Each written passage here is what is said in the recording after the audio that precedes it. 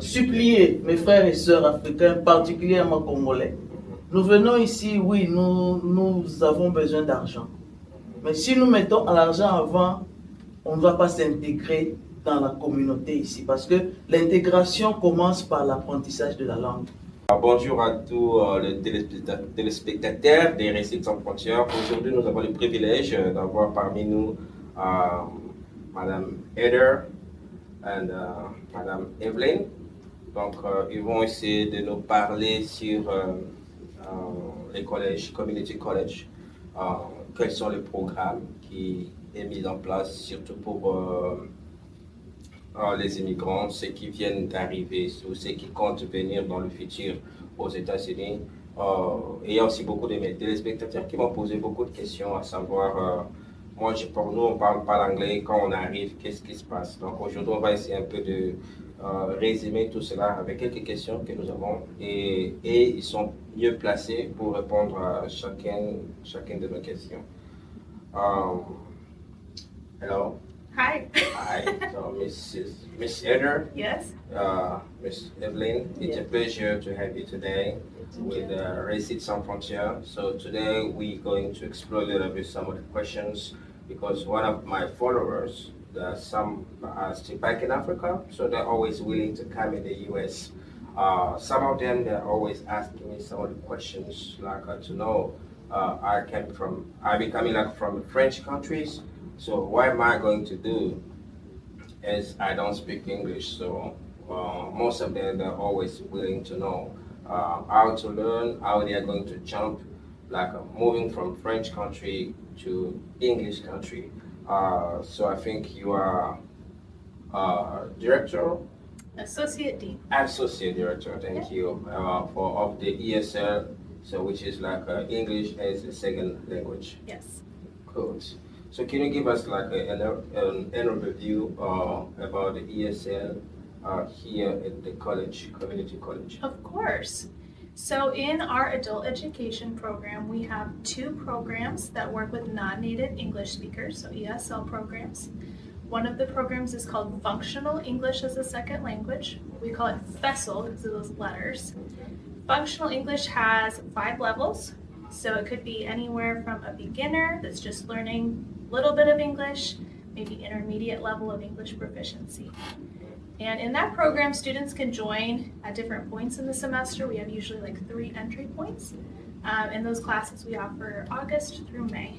We have morning and evening, we have online, face-to-face options. We have a few different locations in the community. Our other ESL program is our Academic English Language Program. We call that AELP. So AELP has 4 levels. Students have more of an intermediate to advanced English proficiency there. And students start at the beginning of the semester. So June, August, January are those entry periods. We have AELP classes year-round. We have morning and evening options. We have online options and face-to-face options.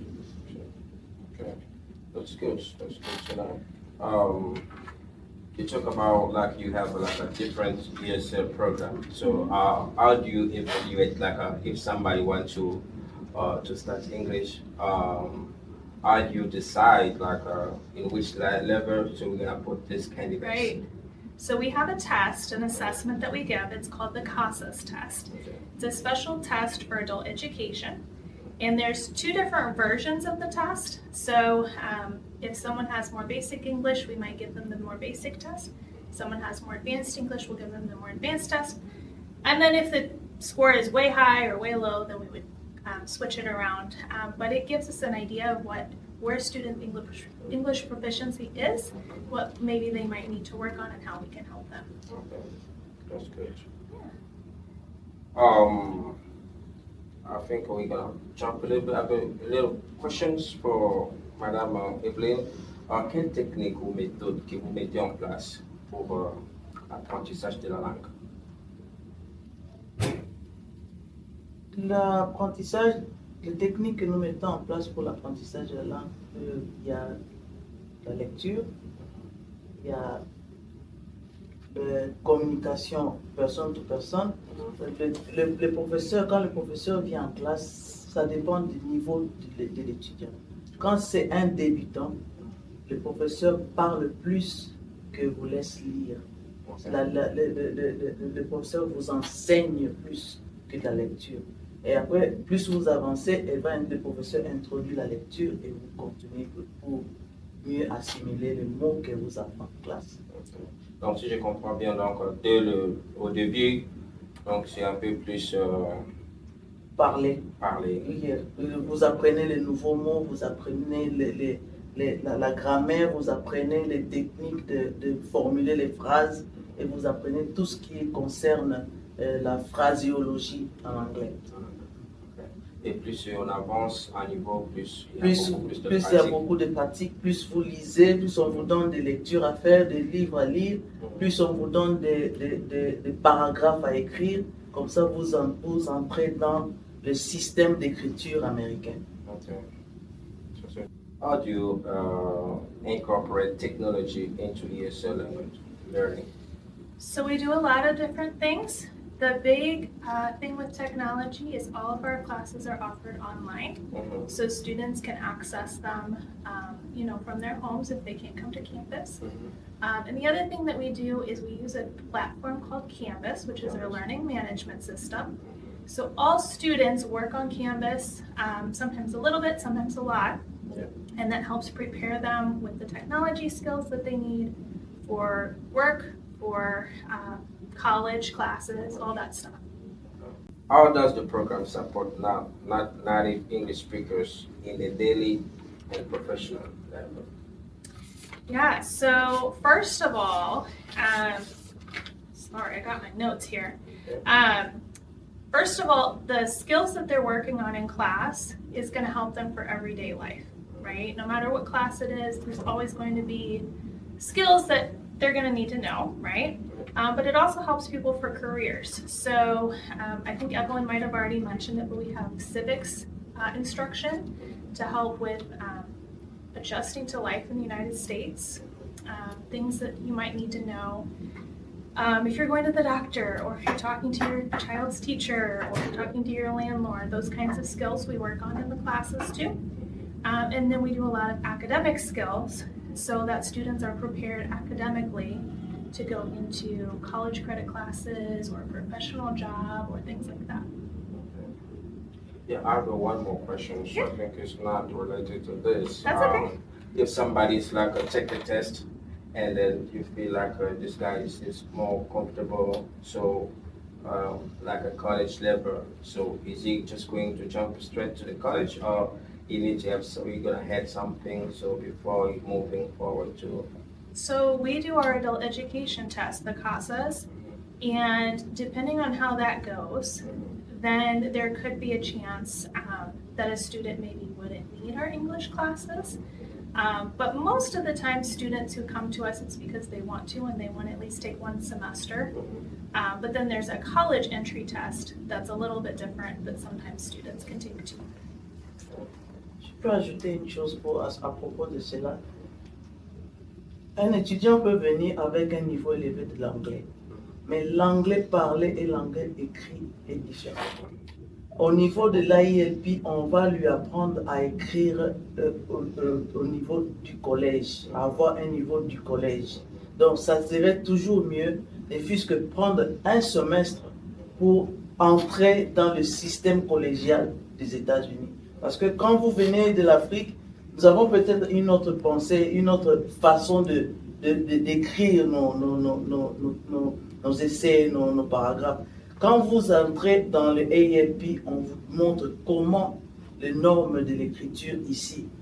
C'est pourquoi je dis qu'un étudiant qui vient avec un niveau élevé d'anglais, il serait mieux de commencer, ne fût-ce que le dernier niveau de AILP, comme ça il entre bien préparé pour le collège.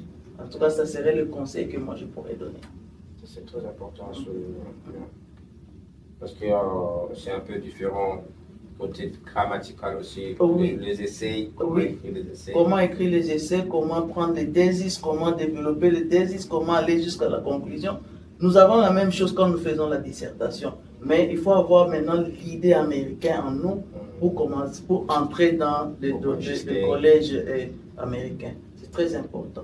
Ce n'est pas faire reculer quelqu'un, mais c'est juste reculer pour mieux sauter, comme on le dit. Donc vous allez un peu niveau bas, comme ça vous apprenez pour aller mieux, pour avancer mieux. Okay. Et combien d'étudiants s'enrôlent chaque année dans le programme ISL? J'ai un exemple pour cette année, nous avions eu au moins 800 enrôlés.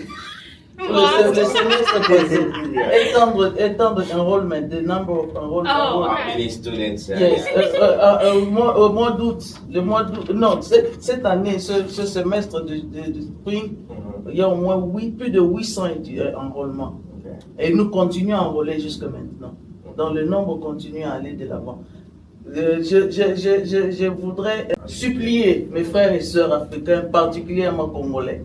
Nous venons ici, oui, nous avons besoin d'argent. Mais si nous mettons l'argent avant, on ne va pas s'intégrer dans la communauté ici. Parce que l'intégration commence par l'apprentissage de la langue. Quand vous apprenez votre langue, vous maîtrisez la langue, vous allez vous intégrer facilement et vous saurez avoir du travail partout. Vous ne chercherez pas seulement là où il y a les Congolais pour que quelqu'un puisse translate pour moi. Non.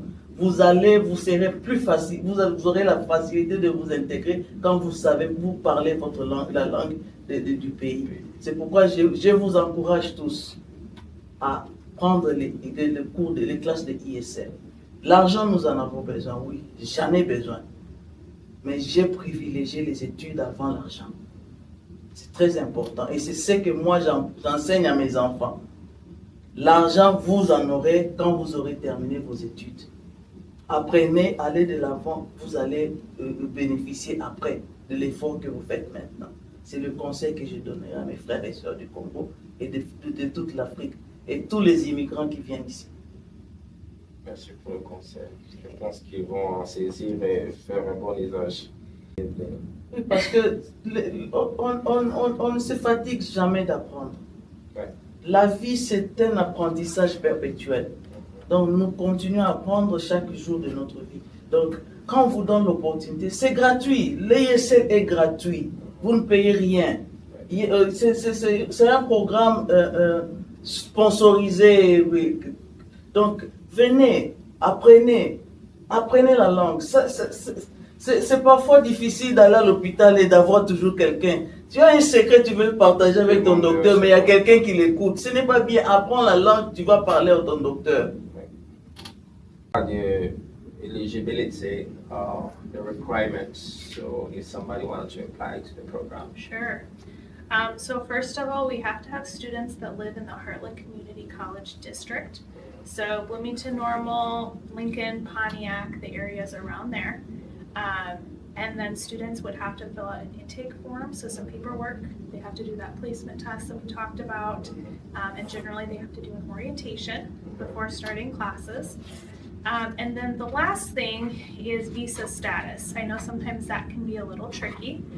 We serve students from most visa statuses, but there are a few visas like a tourist visa or a student visa where there might be some restrictions. But most visa statuses, citizens, permanent residents, undocumented students, we can serve and we can serve for free. It's just a few visas have a little bit different rules.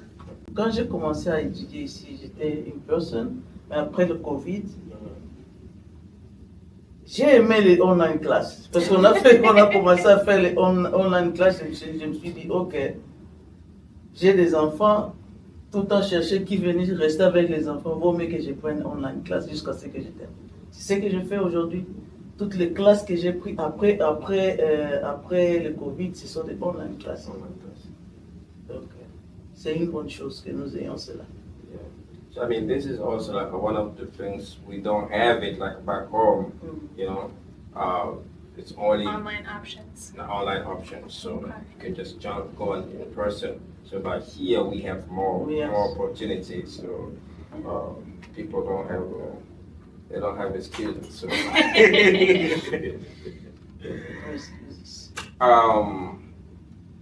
Let's talk about the program. So, how much does it cost?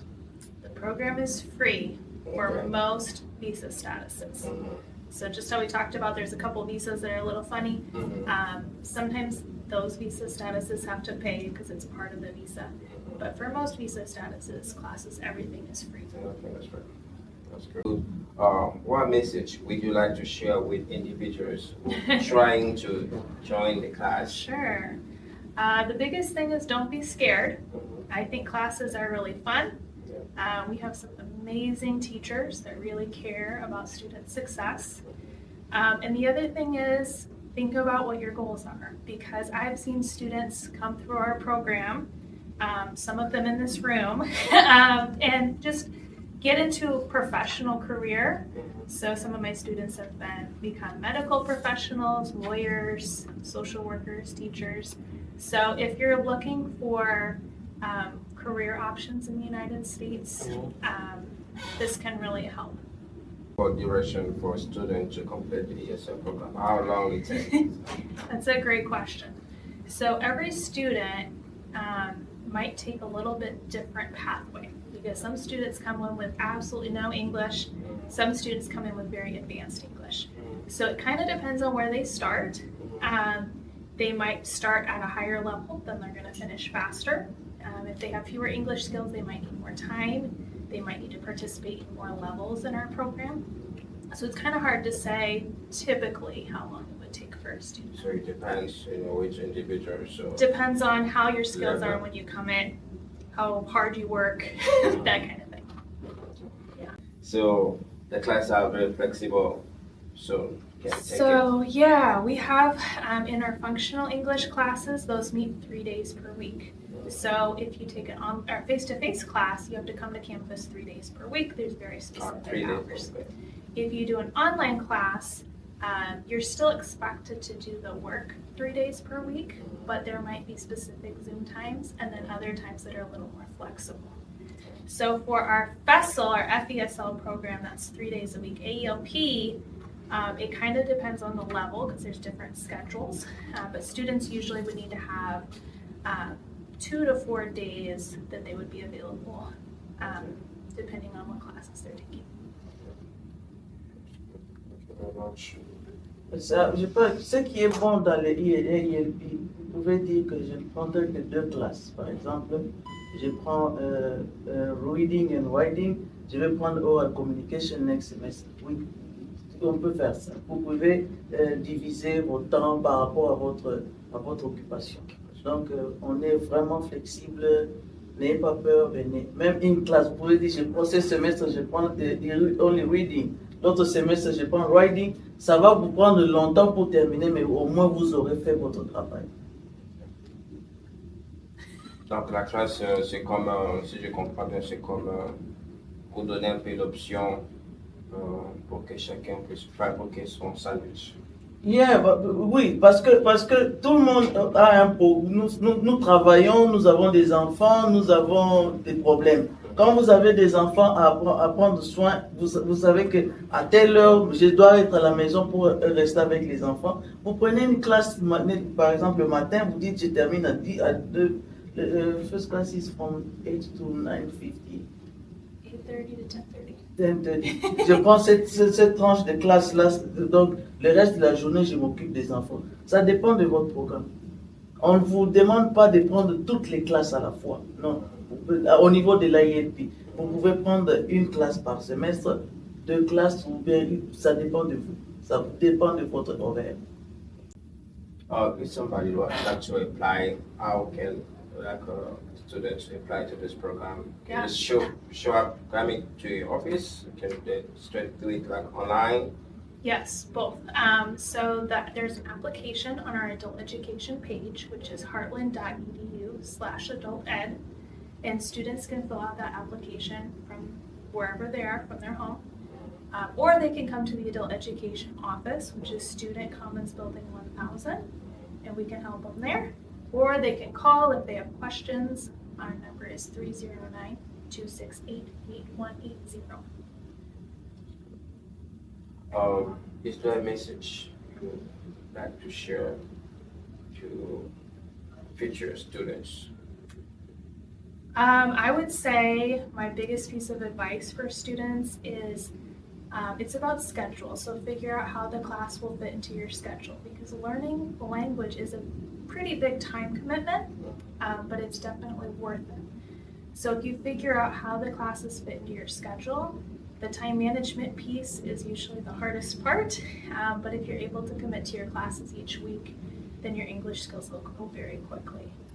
That's kind of my biggest piece of advice. What about you, Evelyn? Yeah, je peux ajouter ceci. N'hésitez pas. Venez, parlez-nous de vos difficultés par rapport à l'enrôlement. Si vous avez des programmes précis, dites-le nous, on saura comment vous ajuster. Parce que c'est très important. L'intégration commence par l'apprentissage de la langue. Si vous voulez vraiment vous sentir chez vous, ici, apprenez la langue. En tout cas, je vous invite, mes frères et sœurs, n'hésitez pas. La langue est très importante. Moi, je suis une mère. Je suis venue ici, j'avais un petit anglais. Mais j'ai été encouragé par le staff de Adult Education parce que quand je suis arrivé, je n'ai pas commencé. Mon mari avait commencé à venir en classe, mais ils ont dit, pour que tu apprennes bien, ta femme doit venir.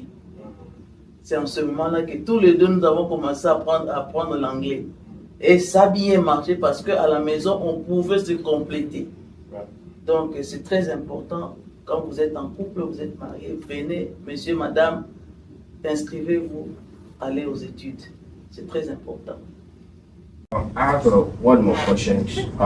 So what are the benefits of completing, if somebody completing the course, like a ESL program, so what's the benefits or the benefits you got? Sure. Can have? So besides having better English and feeling more confident, Heartland does help us, or help our students with a couple of things. So the first one is students who finish academic English language program do not have to take any English placement tests at the college level. So if you want to get a degree or certificate, it's one less test you have to take, which is really great. The other thing is when students finish the academic English language program, they get a tuition waiver that's good for 3 credit hours. So you can kind of take a credit class when you're done for free, see if it's something you like, and then we help with other things like figuring out your program and figuring out job stuff and things like that. College or for any other college? Just for Heartland. For Heartland. Just for Heartland, students place into Heartland English classes and the free credits for Heartland. If you want to go to another school, sometimes they require English testing, like the TOEFL, but hopefully students will be prepared for that test after finishing AELP as well. Merci beaucoup. Thank you. I think this is the end of our interview for today. Thank you for your time. Sure. Very much appreciated. And I think my community, they're gonna take your advice and then put it into practice. It was a pleasure. Thank you. Thank so you. much. Thank you.